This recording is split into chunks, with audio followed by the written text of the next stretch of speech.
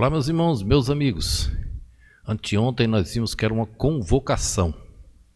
E nós meditamos que hoje as ovelhas não estão querendo obedecer mais. Ontem nós vimos que Esdras se levantou e eles confessaram os pecados e também a ordem de deixar os pecados. Hoje nós vamos viver, irmãos, a atitude de uma ovelha, a obediência. Olha o versículo de número 12. E respondeu toda a congregação. Olha que interessante. Toda a congregação. E disse em altas vozes: assim seja conforme as tuas palavras, nos convém fazer. Assim seja conforme as tuas palavras, nos convém fazer. Irmãos, Esdras e Neemias, esses homens sofreram muitas perseguições, várias perseguições esses homens enfrentaram. Mas, irmãos, o destaque que eram homens de Deus, eram homens que estavam prontos a servir na obra do Senhor. Eram homens, irmãos, que se destacaram na linha de frente, prontos a pagar até com a própria vida.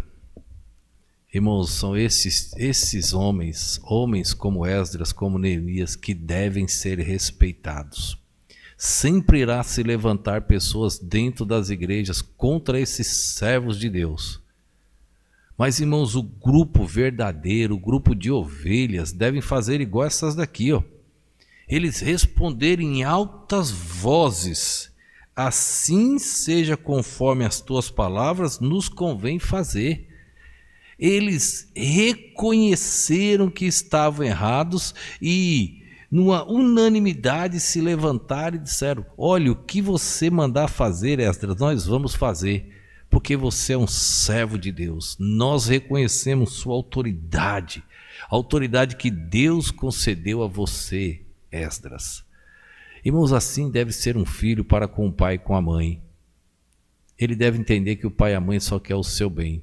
Assim deve ser uma ovelha, porque para com o Pai Celestial, ela deve entender que o Pai Celestial só quer o nosso bem. Irmãos, por que hoje em dia você vê tantas ovelhas rebeldes? Eu sei que alguns pastores, diante de tantas situações, já não tem mais pulso sobre o rebanho, eu sei disso. Mas nós estamos chegando àquela época do apóstolo Paulo, irmãos. Paulo terminou a vida sozinho. Por que terminou sozinho? Porque havia um monte de ovelha rebelde. Abandonaram ele. Ele não se preocupou. A única coisa que Paulo queria, irmãos, era cumprir a vontade de Deus. Ele cumprindo a vontade de Deus, ele sabia que Deus não o abandonaria. Isto era o propósito, a preocupação do apóstolo Paulo. E assim Deus fez. Então, pastores e líderes, vocês que ainda estão sérios na linha de frente, que é uma minoria da minoria hoje, quero dizer a vocês: mantenham a bandeira em pé, sustentem, não abram mão para pequenos grupos ou grandes grupos, não abra mão. Mostre o que a Bíblia diz e acabou. E ore, deixa Deus matar quanto for preciso, deixa Deus resolver. E a você, ovelha, saiba qual é o seu lugar. Eles reconheceram e Deus poupou a vida deles. Reconheça também os erros que você cometeu enquanto há esperança. Aqueles já tinham confessado, aqueles já tinham largado, aqueles já tinham entendido a convocação, e agora eles olharam para Esdras e disseram: Esdras, você está com a verdade, nós estamos aqui para te obedecer. Diga isso ao seu pastor, você estará exaltando o seu Pai Celestial. Nunca se vire contra ele. Você será punido, porque quem colocou foi Deus. Deus é o único que pode tirá-lo. Se precisar, Deus o fará, mas não tem de fazer o que cabe somente ao soberano e eterno Deus. Faça igual as ovelhas aqui, ó. Reconheceram.